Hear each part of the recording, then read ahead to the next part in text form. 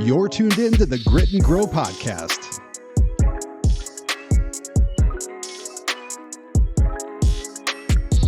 Hey everybody, welcome back to the Grit and Grow podcast. Today we're going to dive into the impact of personal branding, specifically when it comes to marketing yourself in the real estate industry.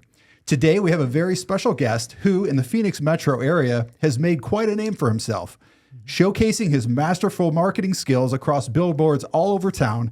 And known as the Tattooed Realtor, we'd like to welcome Justin Mercer to the show. Appreciate you guys having me. Great having you, Justin. Nice intro. Thank you very much.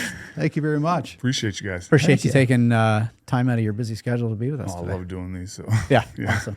Yeah. Well, we really want to dive into the whole impact of personal branding, and I figured, who else better to reach out to than you? I mean, you have just taken this whole Phoenix metro area to a whole nother level as far as taking on a personal brand and making yourself maybe uncomfortable and getting on billboards. And I know you've done TV commercials, you've done the news, you've done all kinds of different things, podcasts, which is how we met.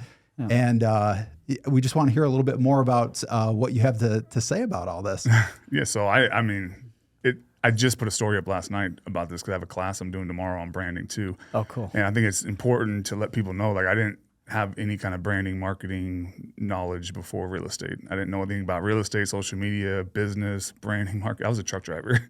Okay. So like I've been on stages to speak. I've had companies fly me out. I've been on a stage with a Johnson & Johnson rep. Like, I'm just like, what am I doing here? Like, I don't have a background in marketing, but I used to become nervous and I would shake on stage because I'm just like, I don't think I have the credibility to be up here. But when I start speaking about just as an average Joe, the thought process I had behind things and why I did things a certain way, I think I can help the average Joe better than some of the experts can. So like the way I learned about branding, marketing, everything you just said is strictly by doing it and in my own thought process and thinking like a consumer, not like an agent. Mm-hmm. That's incredible. So tell us a little bit about your background. Did you grow up here in Phoenix? Yeah, so I grew here, born and raised here. I lived in Indiana for a little bit. So I moved to Indiana for like 4 years, came back. So high school, I went to Marco Sinisa, graduated there.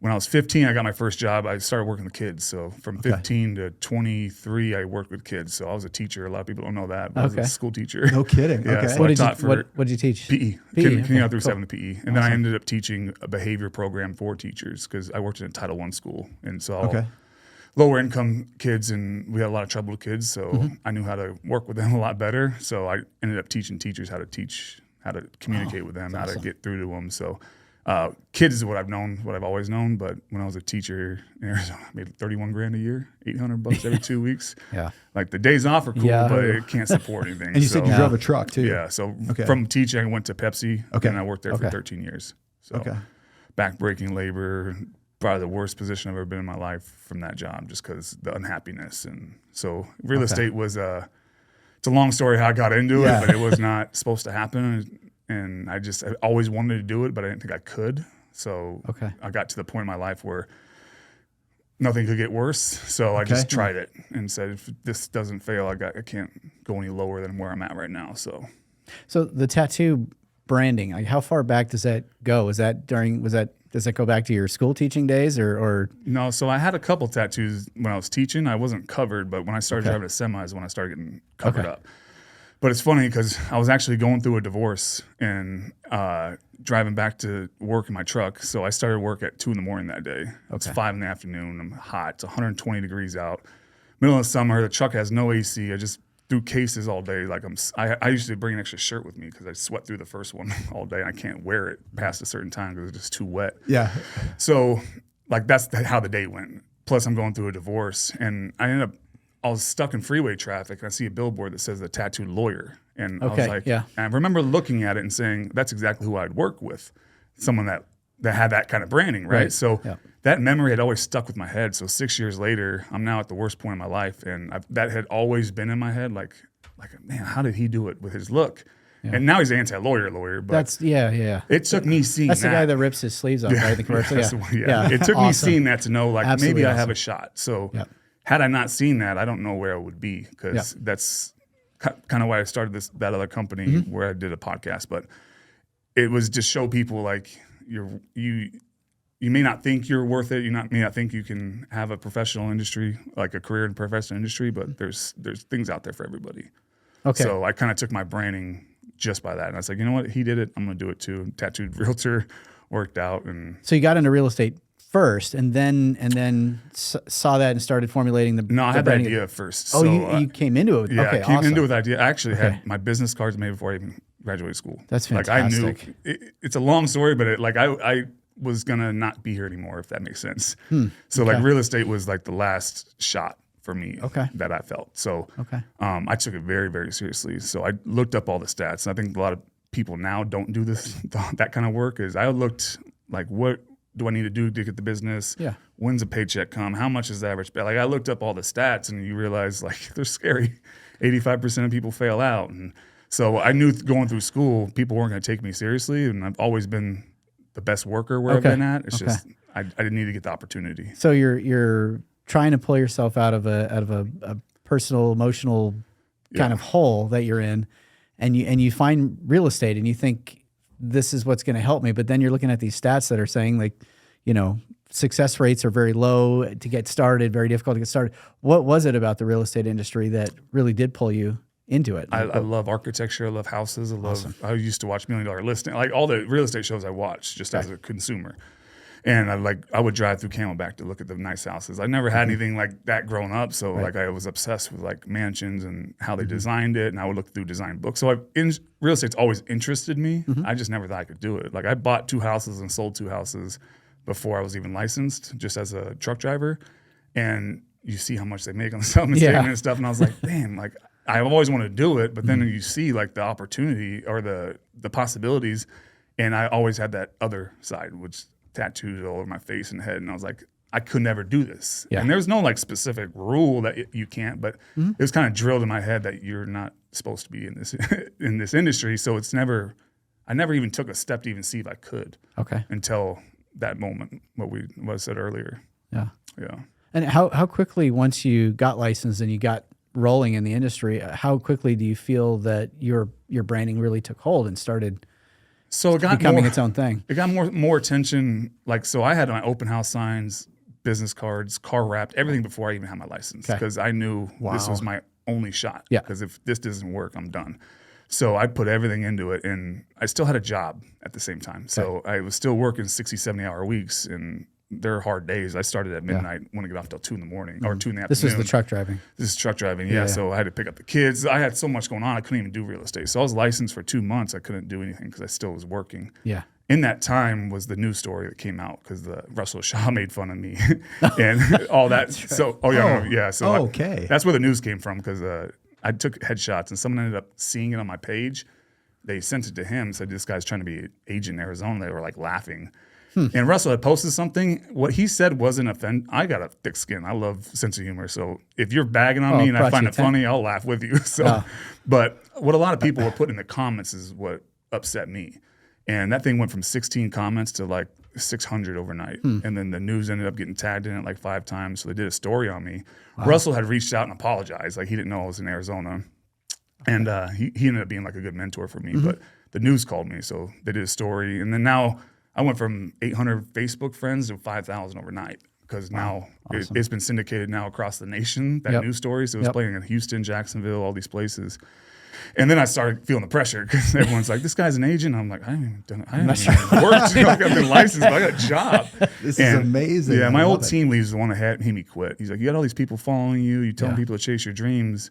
When are you going to start doing it? And I'm like, you're right. So February 2020 is when I quit my job, put my 2 weeks in. I ended up getting 1 in escrow, but by the time my 2 weeks was ended, that escrow fell out. My last day of work, the escrow fell out. So now I'm like starting the industry. I have no background knowledge. I don't know what I'm doing. I'm licensed. I now don't have my safety net. I'm a single dad of 2 kids. So I was scared. And then March 2020 hit and COVID. And no one knew what to do. No one knew how it was going to affect the industry. So I started off like grinding. So I interviewed myself, looked in the mirror, and did like a job. I did a 6-step thing that I do. It takes too long to go through, but those are the 6 steps that kind of got me to where I'm at.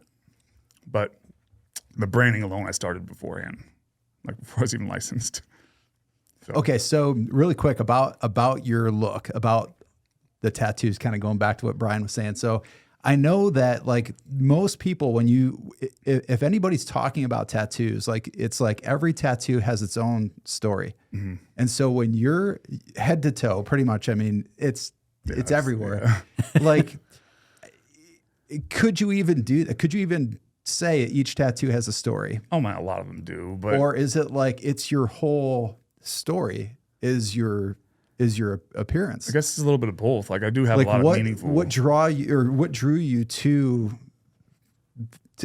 have your whole body inked up like that? It's an addiction. So Okay. I've been always self-conscious growing up. So I have never been open about this stuff. So a lot of people, stuff I talk about on podcasts, my friends didn't even know because I'm so closed off. I don't let people know. But like I was very self-conscious growing up. I just thought I was always getting made fun of. So when I started getting tattoos, it was almost like a diversion for me. Like now I don't have to think about it. When I walk into a room, in my head, everyone's staring at me, making fun of me. Like no one was literally doing it, but it was just a thought I had in my head. Like everyone was talking about bad things about me or whatever.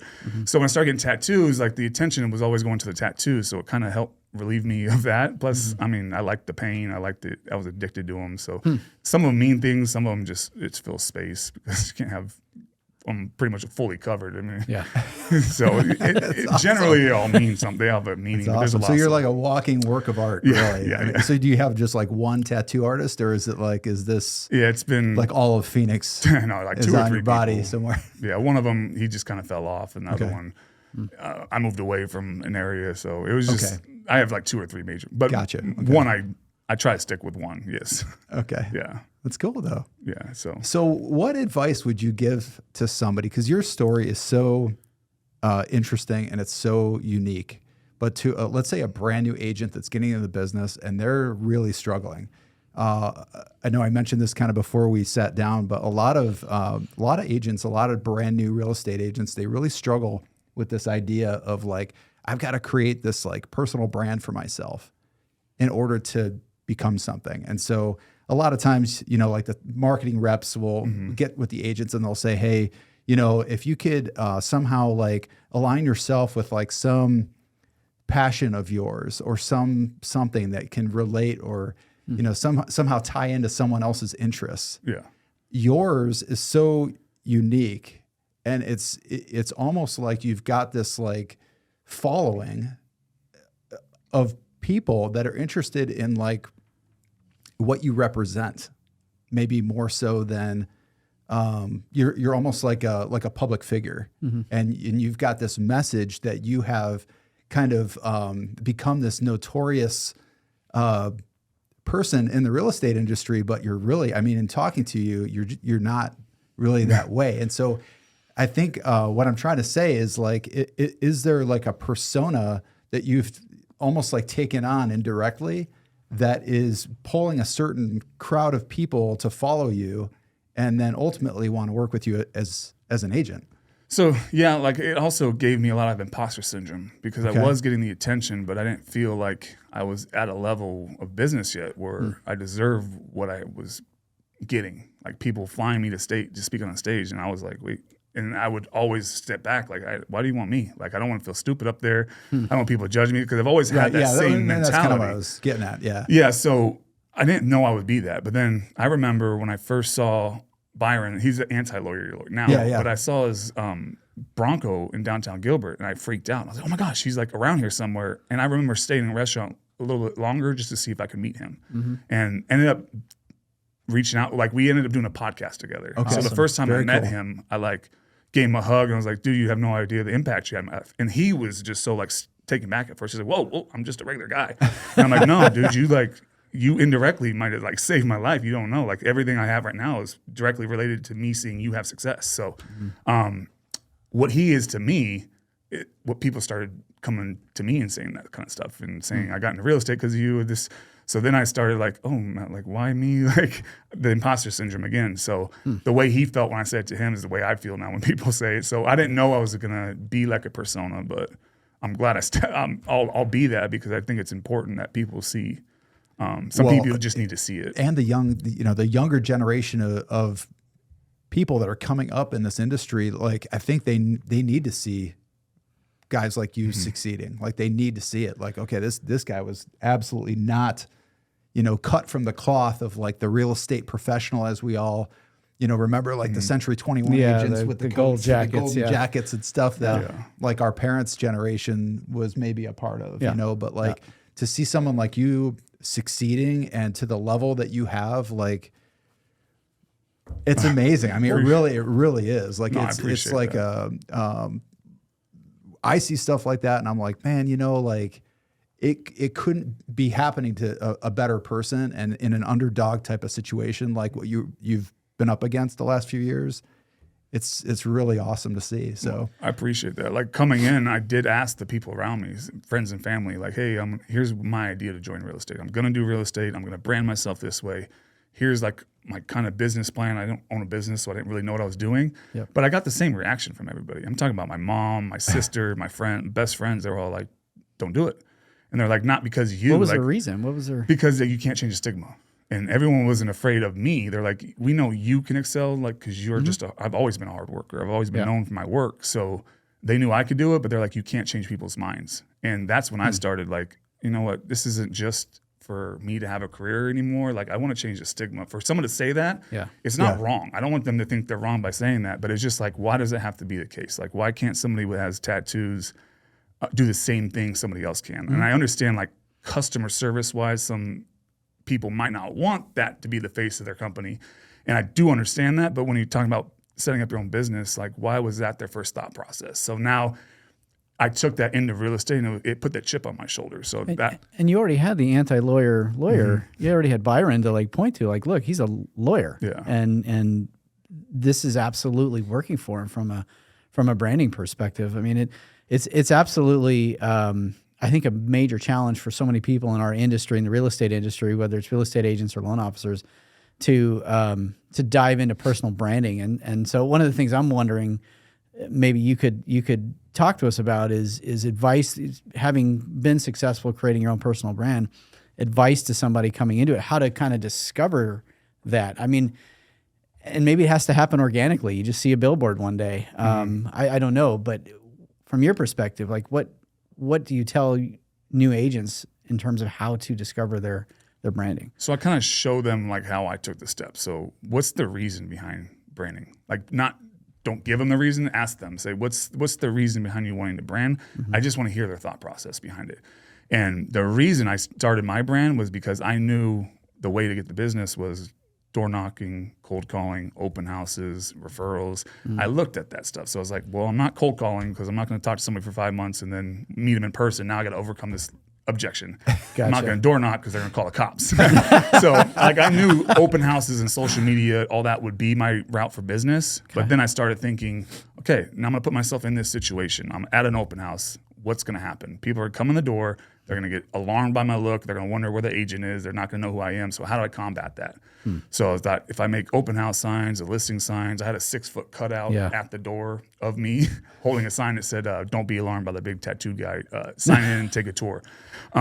It was just to overcome the objection because I'm trying to talk to everybody. I don't want to talk to them about my look, about anything. I want to talk about business. I want to show them my business acumen, not talk about the tattoos. So it was almost me attacking my look before they can attack me. So that was the reason I did that route. And it wasn't just that.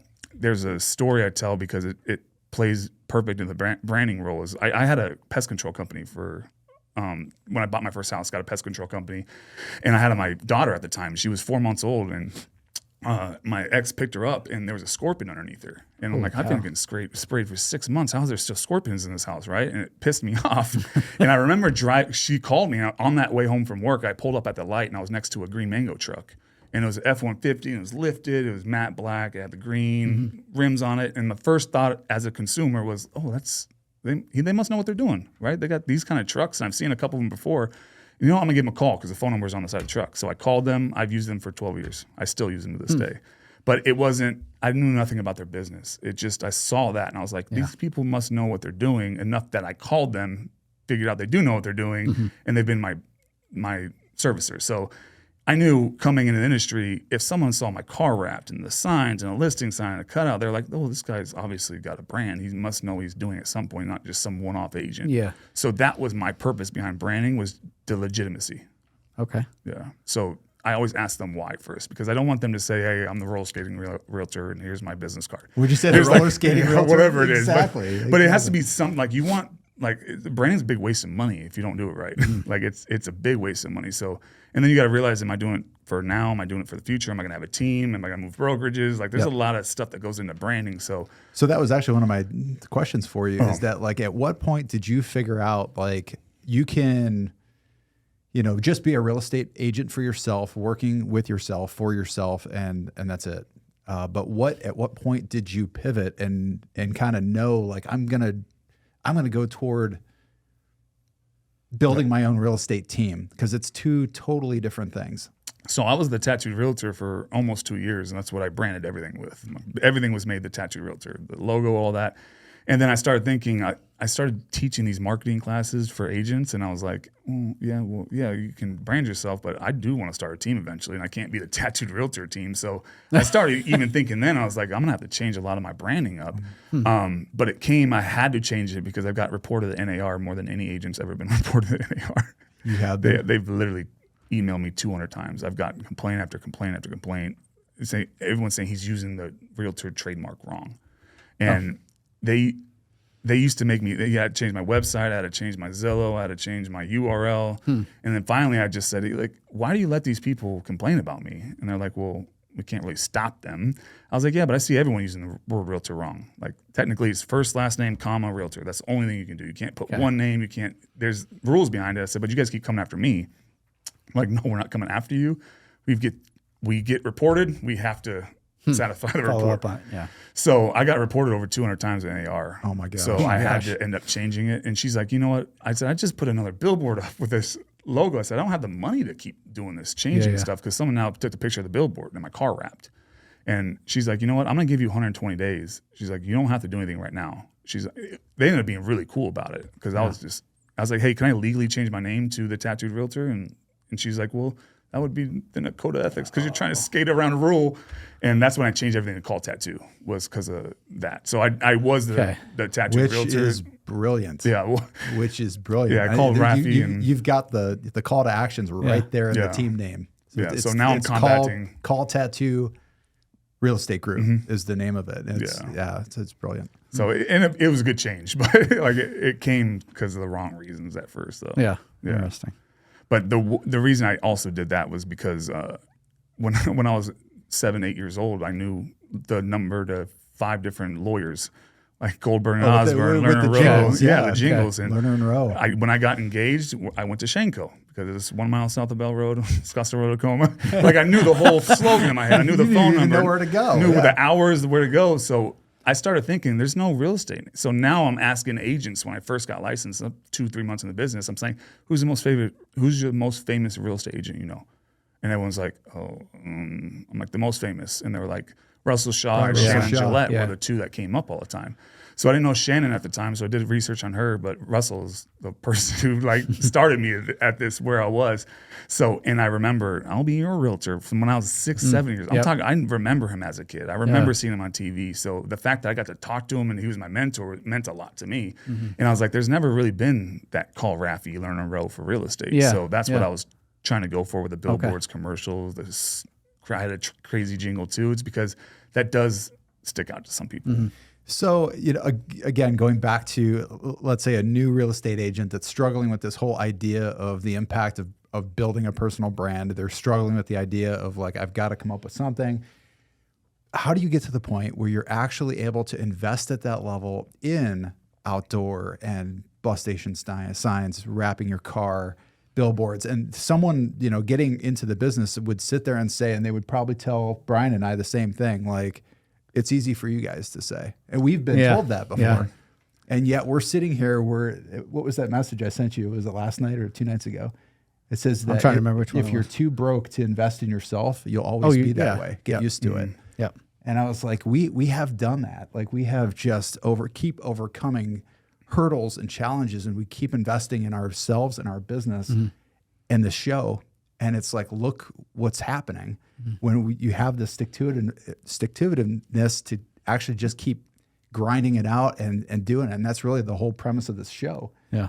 Is like to have the grit and grind it out and Yeah. stick to it. So like, what would you say to that agent that's going to say, you know, the scoffer that's on the sideline that says, well, it's easy for him to say he's already on the billboards. It's your business plan. It's like, what do you, and this is something I still struggle with, but it's something I learned, and you have to have extreme clarity in what you're doing. Like, you don't just look Extreme now. clarity. You have to have clarity. Like, why am I doing the billboards? It's not to get business. My goal is not to get business. My goal was to become Learn and Row. It's brand Call awareness. Rafi. I Brand just awareness. told him that the other day. I'm like, So look at those buses. When people are like, oh, there's no ROI, I'm like, no, there's not. Like, it's a waste of money. But at the same time, what is your plan in life versus mine? Technically, I didn't think I would ever be here right now. Like, I'm not supposed to be here. So I ruined my life making $70,000 a year. When I was working 70 hours a week, worst point of my life, I made $70,000 that year. So in real estate, if I made $70,000, I'm happy. So I could do everything in the world. perspective. But as long as I'm making $70,000 and I'm not there at my life anymore, it doesn't bother me. So my business plan was to become the Call Rafi and those. So when I started pouring money, I'm like, well, I got my bills paid this month. Everything else goes to my business. So commercials, I should never ran commercials when I did. They told me not to run them that short period of time too. They're like, you got to have the money to do this for 3 months, not 1 month. So I just did it to get out there. But I made a lot of mistakes too. A lot of money was in just getting my brand out there. Because I just thought in the future, this stuff will pay off. It's not going to be a right now. It's not going to be ROI. But you've got to be able to see that far ahead. Yeah. Like to be able to say, okay, I'm going to commit to this for 12 months or 24 months. And if an agent wants to get billboards now, I'll be like, why? And I'll tell them why. They're like, well, you're doing it. I'm like, yeah, but I don't get an ROI from it. Plus, if you spend, let's say, $2,000 a month on one billboard, you hiring 2 VAs is going to bring you 10 times extra business. So you're pouring your money in the wrong location unless you're using it for a purpose. So I wasn't worried about hiring a VA, doing a dialer, stuff like that. I wanted to get out there. I wanted to not just become a brand, but I wanted to show people, like, I tried to come and change the stigma, like on tattooed people, like heavily tattooed people industry. I have friends not get let into clubs because they're Jordans or because their hair. I'm like, these are the nicest people I ever met, and they can't get in because their look. So it wasn't, my whole plan wasn't just real estate. There's a big ideas down the road that I thought would happen. So when I branded, it's a little different. Me to talk to a regular agent, because I do help them brand themselves, but I'm just trying to sway them into better decision making with as far as where they put the money, because I could show them where I've made mistakes. So tell us what were some of those mistakes? The commercial. So I did the commercials. I did Monday Night Football commercial. Like that ended up costing me like $38,000 to run commercials for a month. Wow. $38,000. I didn't even have a website that was good. I had a landing page, and it was a trash landing page. Okay. And the night I did the Cardinals-Rams Monday Night Football game, my website had like an 860% increase in traffic in 2 days over what I did in a month. And they're all going to a crappy landing page. So I literally spent all this money, got my brand out there. Everyone saw it. You didn't have the infrastructure behind it to I didn't have like ClickFunnels and pixelate the page. Like there's so many things now that I learned that I'm like, what? She even told me not to do it for a month. She said, people have to see you over and over and over again to call you. It's not like they just see it once and they trust you. Yeah. They have to keep seeing you. So like just that alone. And billboards, they're not good ROI. Great brand recognition, not good ROI. Because it's really like a reinforcement of something that's already out there. When you get to be, when you're doing billboards and even the sides of the buses and all that stuff, it's really like a reinforcement of a brand that's kind of already been built. And so it's like, what would you say is the best, I guess, bang for your buck, again, for a new agent or social media all day? That is 70% of my business, more like 80% now. But even those mistakes, I learned how to incorporate a different aspect. So like the billboard company will charge you per drive-by. So let's say I got a huge discount by them, by the way, because they started getting hit up left and right from businesses. So they started giving me a better discount. So then I started getting more. But they charge you per drive-by. So if I'm going to get charged $3,500 for this one in Arcadia, for every car that drives by, how do I get more action from that? And it's funny because I had a nice message. I was smile, call to action, everything you need on an advertisement, and people were making fun of it. I got blasted on social media. Keep in mind, I don't care. Like it didn't hurt me. I love any kind of attention like that. But people were blasting me. I was like, dude, it's a freaking billboard. Yeah. Like if I see billboard, it screams success to me. Like, Yeah. people think I'm a millionaire when I got one billboard. I'm like, dude, I'm scraping by just like you, right? pay But that it was a billboard perception. They're bill, like, yeah. he's on a billboard. He's got money. I'm like, no, I didn't. But that I kept that perception in my head. So now I'm like, well, and I got a nice message, call to action. This is what you're supposed to do when you're making fun of me. Like, I got a smile on my face. Like, what do you have to make fun of? Like, really? This guy's just trying to get business, right? So I was like, why am I even pushing to get business? I'm just going to get the attention. So the first billboard I changed the NSYNC one where I put my face on their bodies and it said, bye. And are you not in sync with your living condition? Let's talk. And that thing got shared over 500 times on social media. So then I was like, why am I So going? it's the picture of the billboard. And my Instagram was on it. So then I started getting flooded with followers because now my Instagram's on a billboard. So I was like, oh my gosh, I don't need to have the call to action. I just need to get the attention. Yeah. So that same billboard that I was getting charged, changing the message, it's now shared 500 times, not twice that people are making fun of it. So I started doing a whole bunch of crazy billboards. Like I had one where the city of Gilbert was in a fight to try to take it down. The whole Western Skies community was in an uproar to get my billboard taken down. It said ho, but it looked like ho, but it said home. I was just in the middle of it. And at the end of it, it said, don't forget me when it's time to sell. So, Okay. but I knew having H-O, big capitals, and extended over the billboard, I knew that was going to get that driver's attention because you also know people don't pay attention to billboards. Like you had to draw their attention to it. Yeah. So when someone sees the word ho and they see something like, whoa, and that forces them to read the rest of the billboard. So now it said, don't use me. But they're like, oh, my kids see that. I'm like, your kids watch YouTube. Like, what do you, really. get off my back, lady. Like your kids have never heard you cuss. So they were trying to take that down and I would have. I'm a very reasonable guy. Like if you come to me with respect, I will listen and I will like, you know what? I can change that message. I get why you're upset. I don't want to piss you off. Let me change it. Yeah. But the way they came at me, I was like, you're pissing off the wrong person because once I turn off, like I'm not going to help you out. Yeah. So they started like coming at me wrong. So I was like, you know what? I would have taken it down. I said, but now I'm going to keep it up. You guys got your whole community. I said, someone has to own a business. Yeah. If you want to take me down, you got to pay full price. And no one would do it. So I just came back at them and said, leave me alone if it doesn't get taken down and like stop calling me. So do you still have the same number of billboards around town? now Right. I have 6 freeway digital ones. 6. Okay. Okay. And now I put the listings on it because I'm trying to, it's a good Move it for my more listing to the team appointments. and all that. That's awesome. Okay. I know listing appointments help us win. And that's another thing. You got to always think like a consumer, like branding, marketing, every time.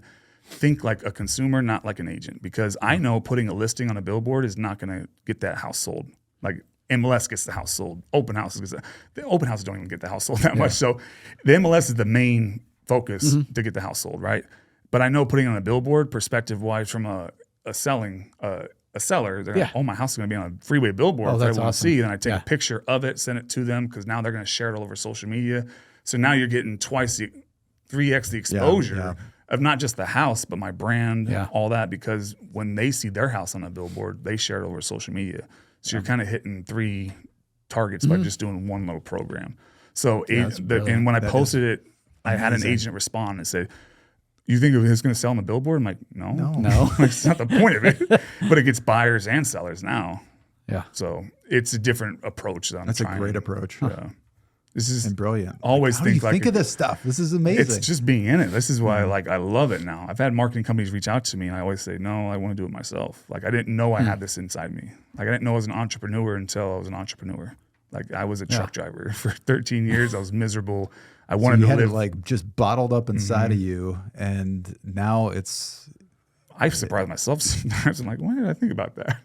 But like Shark Tank, I've been a Shark Tank fan from season 1. So I take ideas other people have and change them to be real estate related. And one of the biggest marketing like things I do that people give me credit for is there was a team in my office. They had like 7 closings in 1 month. And I was like, damn, how do they have 7 closings in 1 month? So I went back through their pages, and this is such an important thing to do as an agent is go to the people that have the business and look what they're doing that you're not. So I looked at their pages, and I know every Friday they farm a neighborhood, but they hand out donuts and coffee to all the residents that are coming out. So, and then they take those donuts and drop them off to fire station, police station, all that. But they're using Dunkin' Donut boxes and It's right at the exit of the neighborhood. They just hang out. Yeah, but and then when they drop them off, they're dropping off a Dunkin' Donuts box with their business card taped to it.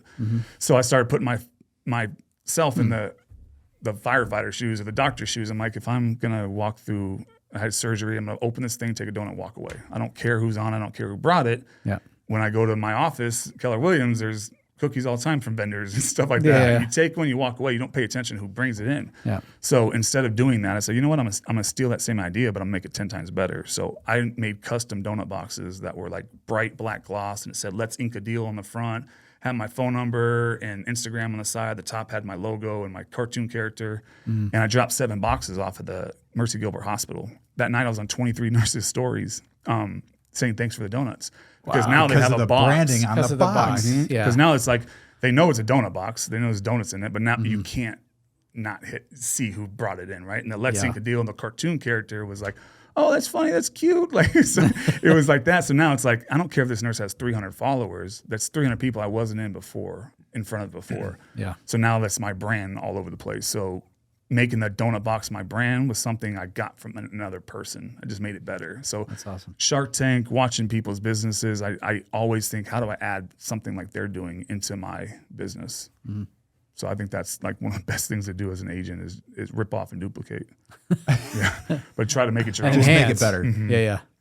Yeah, but I have so many people like that do that now for the donut boxes. So Yeah. a lot of these ideas I have is just from being in the mix, just trying to think of what can I add into my business that somebody else is doing. Very, very cool.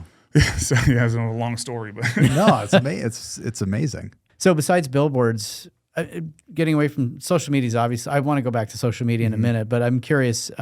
So billboards, are you doing buses? Are you doing anything else like that? no, because I'm trying to the big wins, big losses in my business. So I started a team and got my own office the month the market turned. Like it was literally the worst time to do both, and I did both, and it really hurt. And I started like cutting back my marketing expenses and. Yeah. Like I'm one of those, if something's going to fail, I'm going down with the ship. I'm not going to cut losses. Like if it's going to be my team's last day in the office, it's going to be all of our last day in the office. It's not going to be I cut it, things and try to do it on my own.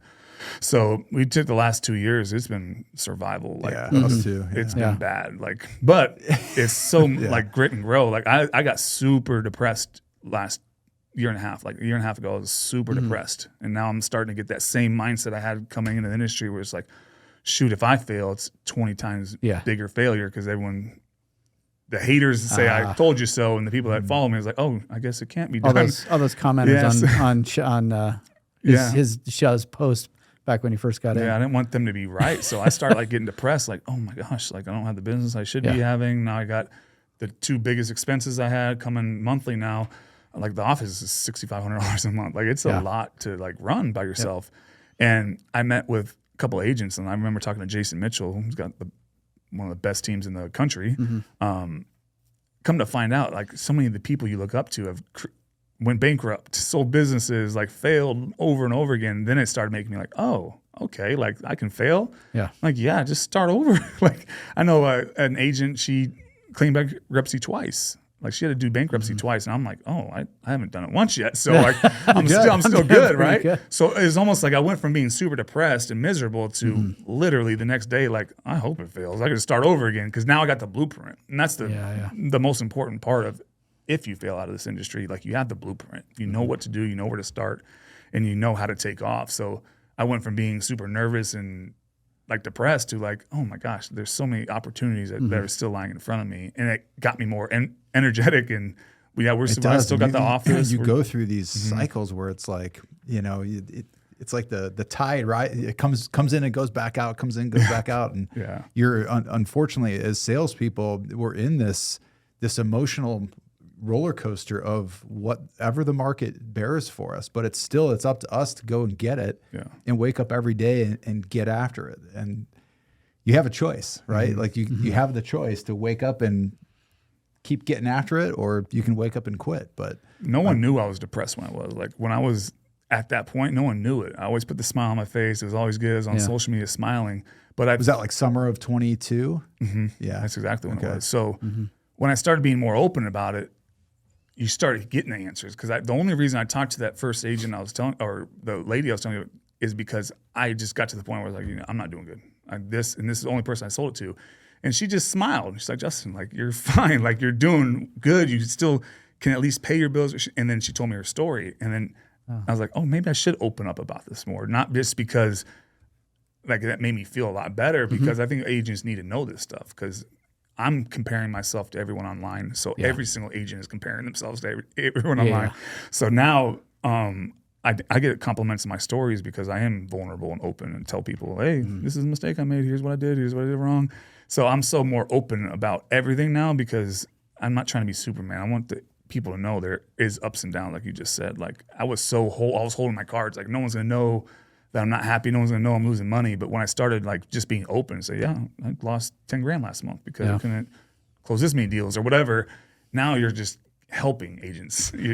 I can imagine that, while you were sitting there in 22 feeling the way you were feeling, there was all of these other agents out there who were fully aware of your branding and see the success that you've had and the perception that you were still having success, probably because all your branding was still out there, thinking, man, what is he doing? I need to figure that out so that I can be as successful as he's being. So there were probably a whole lot of people who were looking at, not realizing what was actually going on internally, but thinking that they were not nearly as successful as you were. I'm an honest person to begin with, so I'm like, I don't mind being open with that. So like, I'm an open book. Like you guys can ask me anything about anything, and I would talk about it, because I don't like to be closed off. I want to. So initially, when you kind of shifted gears into like, okay, I'm Justin, I'm just going to, go for the tattooed realtor and do it on my own, to like shifting into this team, I'm going to build this group, I'm going to build this team mindset.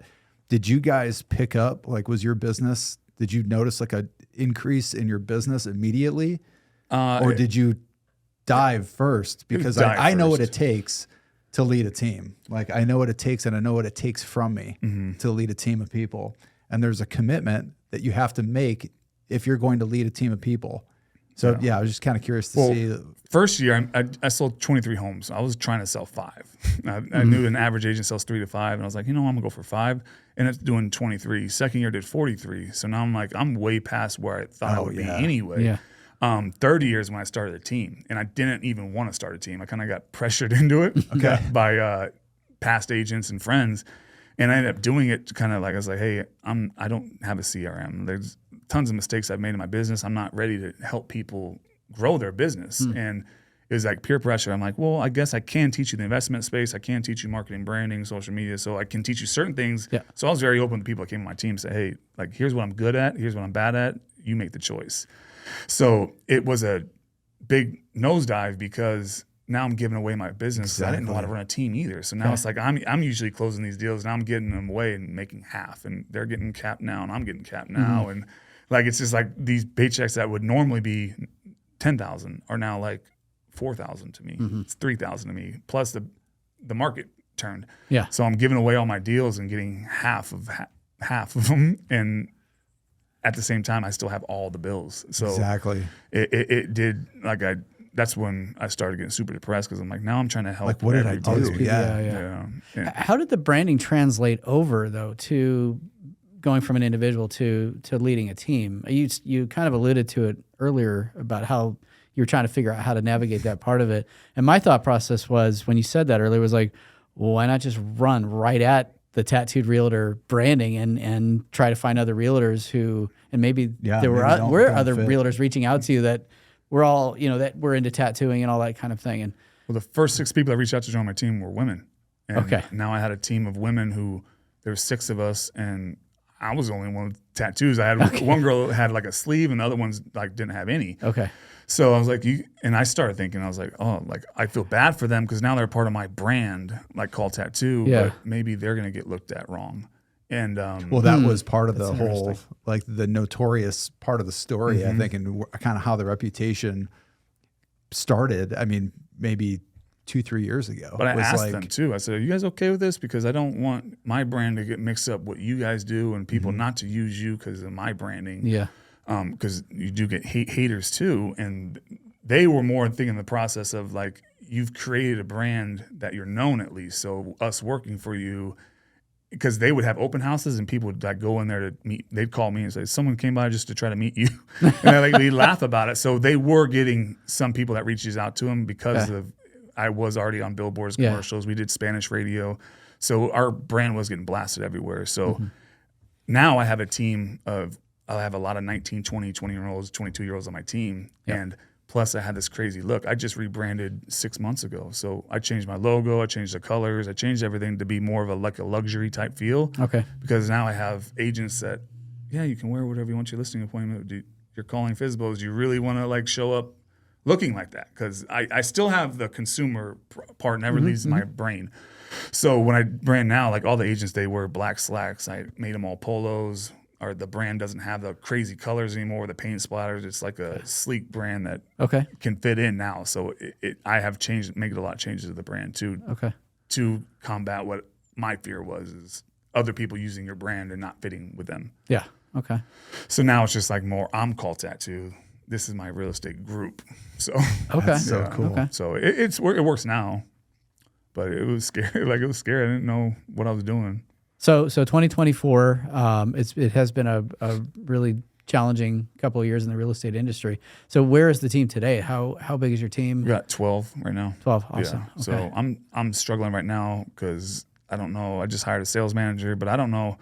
My team format is more of a brokerage format. So part of me wants to open my own brokerage. So I'm still like struggling. And if I did do a brokerage, I'm not going to name it Call Tattoo. It'd be something else that could fit more a broader audience, because now you're going for a brokerage. So I don't even know what I'm going to do with it yet. So, but I'm having a lot of fun. Like real estate's always been enjoyment for me. Like it's not something that I wake up and like, oh, I gotta go to work tomorrow. Like I'm excited to go to the office. Like we have a tattoo artist in our office. We have a barber. Our office is not like a traditional real estate office. There's like graffiti on the wall. It's a fun vibe. TVs, music. It's very cool. Visually appealing, and in the back of it, I wanted to create like a speakeasy type real estate office where, it's a real estate office, but when you go through the back, we have a tattoo artist there, we have a barber there, we had a stylist. So now it's like I'm trying to change the feel of a traditional office. So there's a lot of changes coming. But sounds like we need to come by. No, it's open to everybody. I used to have someone's renting it now, but I had a conference room and I opened it to everybody. I said, if you guys need a conference room, it's 20-seater. It's a big conference room. It's open to everybody. I don't care what meetings you have, because my thought process is I just want people in my office. Yeah, so they can see me, meet everybody, your network, like networks and net worth, that saying. Yeah. So I just want to be in front of everybody. Okay. Yeah. So what was the worst comment in Russell Shaw's post, going all the way back to the beginning of our show here, where he said there was all of these haters in that? Like what? Go back to prison. I feel sorry for his kids. Like there was just all these things. And what pissed me off is like, you guys, you're seeing someone smile, and that's what you're depicting them as because of the tattoos, and that's why. One of those 6-step processes I was talking about, the first one's the real why. Like everyone needs a real why, because why is always family and kids. And to me, I was like, Mike, I was the worst point in my life, and I still kiss my kids every night. I read them books, took them to Disneyland, loved them to death. If real estate failed tomorrow, I'll get 3 warehouse jobs to support my kids. Yeah. So they're not going to be my why ever. It's my obligation. So my why was to shut people up. It was those ignorant people that have that kind of mindset where it's like you can determine who somebody is just by looking at them. Like that's the most arrogant thing I've ever heard in my life. Yeah. So it's more to shut people up, and those are the people I will call out. Like I will save their name, go back to their page, and throw it in their face, because to me it's the most arrogant, ignorant thing to say is judge somebody just by their look. Well, and social media has really kind of given way to that, right? Because people feel like they can like throw a punch and then run away because there's an internet wall in between. Like, I get it. I got my face tattooed. Not a lot of people do. I get there's might be a stigma behind it, but at the same time, in my position, the way I think is like, you're making fun of me, you're talking about me, but you're going to hold the door open for a child molester. Like you don't know who anybody is, and those are the people that can hide who they actually are. Like I'm not hiding anything. Or I go in a restaurant, you guys stare at me, but you'll wave to the guy who beats his wife. Like you don't know anybody. So for you to just determine who I am based on a billboard or a look or a social media post, like it shows your arrogance, not my negative that you're trying to point out. Yeah. So that real why I had is what drove me in the very beginning, was like, I just wanted to shut people up. So those comments were ignorant, but now I got the agents that commented on that one where I changed the billboard around. Okay. So like when agents start doing it, that's when those are the ones that kind of hurt the most. 'Cause I'm like, what? Like, why are you? Yeah. Like, you should be supporting all the other agents, not like, there's too many like catty people in this industry. Oh, like, for sure, yeah. Like I want to help everybody. There's one out there for everybody, and I know like my look's not going to hit certain people, and those are the ones going to go to you. Yeah. But nobody's look hits everybody. I got young people that I work with who won't use the older agents that had been in the industry for 40 years. I had a team full of women. Like one of the girls on my team, she looked like a supermodel. Women didn't want to work with her, like single women, because they were intimidating. And married couples, the wife didn't want to work with her because now it's like, I don't want my husband to get off early and go see homes with you. Like, but that was a real thing that she faced. So just as much as I got judged, like nobody in this industry gets everybody. So I didn't think it was like now I think it's an unfair advantage to be different. So the first level of why, are you able to get to like share with us the other 5? Oh yeah, I could briefly touch on. So right, the second was perception. Okay. And perception, I say, because there were certain things that changed the whole outlook of my business because of the way someone perceived something I did. The very first open house I did was a $3 million mansion. And my whole thought behind it was I wanted to show that I'm getting business. And I was in a hot tub in this $3 million mansion. I was fully suited with a glass of wine. I treated the video like it was a Tinder video. I said, ladies, you love rich men with beautiful houses, swipe right. And the girl that was filming was like, no, Justin's for your open house. But I put that video all over social media. So now this is a video made to announce an open house. How does it have 30,000 views? Like it's shared 600 times. It's just an open house video. So then that perception of me, I was like, oh, like I'm thinking like an agent. That's what wholly can change my thought process behind it.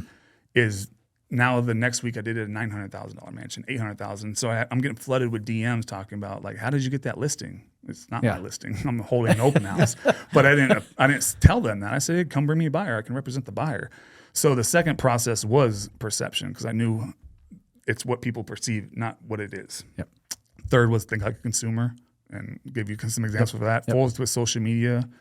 5 was rip off and duplicate, and 6 is attention.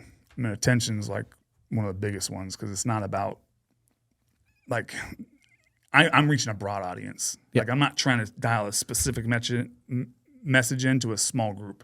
I'm just hitting as broad people as I can, and they'll funnel themselves in where they need to.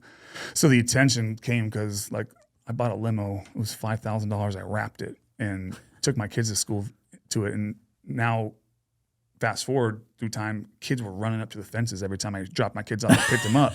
And my kids would be like, are we rich? I'm like, no, who said that? Like everyone thinks we're millionaires. I'm like, their mom's Camry costs more than this limo. But it's the perception of what the kids were, they're seeing kids going in a limo. And that's the whole reason I wrapped a limo because it's like everyone looks at a limo. Notice it, So I'm going to wrap it. And so I started making kids shirts. And I went there for one of their events and I saw 8 kids wearing my shirt in the school. So I'm like the whole attention thing was what I was riding from that point on. Yeah, I'm you've mastered that. I had 2 kids from their school. I sold their parents' houses.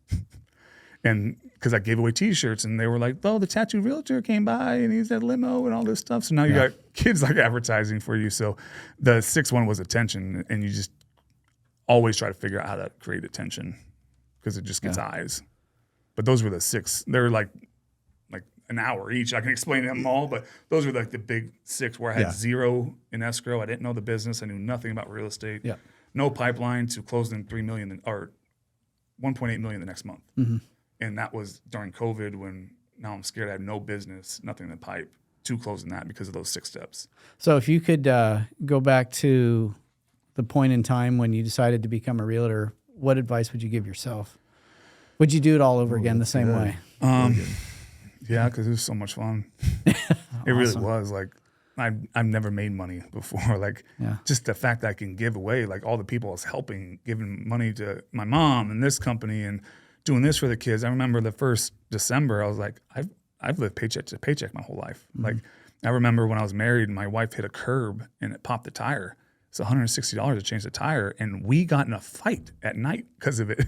That led into the grocery store to like, well, I can't get that. Like we just got, so I'm like, we're creating this turmoil in our house because of the stress that a $160 tire put on our entire relationship, kids, family, future, everything. Yeah. And I was like, I'm not living like that anymore. So like, it was just like a big change in my lifestyle. So like Christmas, I remember going to Walmart, filling up 4 carts full of toys and clothes and stuff and donated Jacob's Mission. Like I didn't post it, didn't tell anyone about it. I just did it, but I felt so good. I was like, I didn't even look at the receipt. I just knew there was money in my account. So I went and bought it, and it was like, that's the life I want to live. Like you live in where you can give. I love that, but I especially love that you didn't post about it because that's what everybody tends to want to show off how great they are. Yeah. how generous they I didn't are. want to say, I didn't want to use it as like I'm trying to get. Yeah. This is not for real estate. This is for me. Yeah. So now I do it more of a donation beforehand. So now I'm like, here's what I'm going to do if you guys want to donate. Because now that 4 grocery carts can get, now I fill the bus. So I have a mini bus that I bought. And now we try to fill it from bottom to top, front to back, full of toys during the holidays to give. So it's still like, I still do it, but now I post it because I want to bring everybody else into giving. So That's amazing. So to kind of wrap things up, so how important is personal branding for your success? like life changing for me. Like, but you just have to have a clear vision. Like, what is the goal? Like, why are you doing it for one? Yep. And then like, what does it mean? Like, what does branding mean to you? Does branding mean you put your sticker on a water bottle and hand them out at open houses? Because that's not branding. That's like, what's it called? Like advertising or something. Like, branding is like who people know you by, what they know you for. So. Brand is not just like a logo, color, design. It's all that plus like you represent your brand. Well, it becomes your persona, right? Yeah. Yeah. But even That's what colors, people like remember. it goes down to colors. Like I looked up psychology behind colors before I branded myself. And remember, I'm a truck driver. I don't know any of this stuff. So I'm reading all this stuff online. I'm like, oh, colors matter. So I started looking. There's psychology behind colors. Like I didn't know any of this stuff, right? It's amazing. So now I'm reading that, and now I'm becoming interested in subjects I didn't even like. But red is the most attention-getting color. But I was like, I don't want red because everyone uses red. And what's the next most attention-getting color was pink against black, hot pink against black. I was like, that's my color. So I knew pink was, and then blue was the opposite of the pink. So that's how I went about even branding my colors was like, what's the most attention-getting colors? And then I started looking like, no one uses pink and blue in real estate. Like it's all like the same colors. So now it's like, I remember there's a hair dryer in Walmart and it's got pink, blue, and green splatters all over it. And those are my colors. And I got sent that hair dryer like 250 times on text messages. But I was like, I love that because it's like your brand, it's working, dude. It is, like, yeah. Like it's sticky. They thought about you when they looked at a hairdryer. Yeah. So that's pretty awesome. When I tell agents, it's not just like your name. It's what are you going to do with the name? Like, what is the purpose of it? What are you going to do with it? Because that green mango truck, me seeing it, they got my business for 12 years. So I know branding does work and people do trust a brand. And I went to a branding, like a mastermind, and 70% of people trust a brand. They'll always buy from a brand first. So now that I'm in the world of branding and marketing, like I realize like how in depth some things go, like with their thought process behind why they do certain things. So, but your branding, I mean, it really not been around all that long, but it's been extremely successful for you.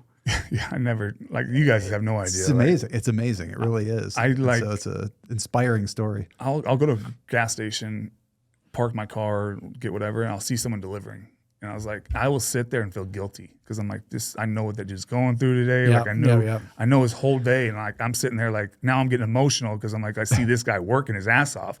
So like, I never thought I could be this person. I never thought I'd have a billboard or a commercial. So like, it's all still new to me, but it makes you extremely grateful for like what you came from. So like just this whole industry, like it changed my life. So I'm like so grateful for just even being on a podcast. You're just like, why do these people want to talk to me? Like, but it's life changing. This is why. Yeah. Well, we appreciate you taking your time to be on our show. Really appreciate you for setting an example, a great example for our industry of knowing who you are and running towards that, being the genuine article and not faking it. I think a lot of people in our business could take some notes on that. I think that would go a long way in our industry. So. Really appreciate you being here. We're going to have all of Justin's contact information in the descriptions. If you're watching on YouTube, please hit that like button. We'll have Justin's contact information down there. If you're looking to buy or sell real estate, please look up Justin. His team is awesome. They do a great job. They know what they're doing, and that's hard to find, I think, in the industry these days. You want to work with somebody that's not doesn't just have amazing branding, but really do know what they're doing from a real estate perspective. So check them out. Call Tattoo Real Estate Group. Call Tattoo Real Estate Group. Thank you. But appreciate everybody for watching, and look forward to seeing you guys on the next episode. See ya.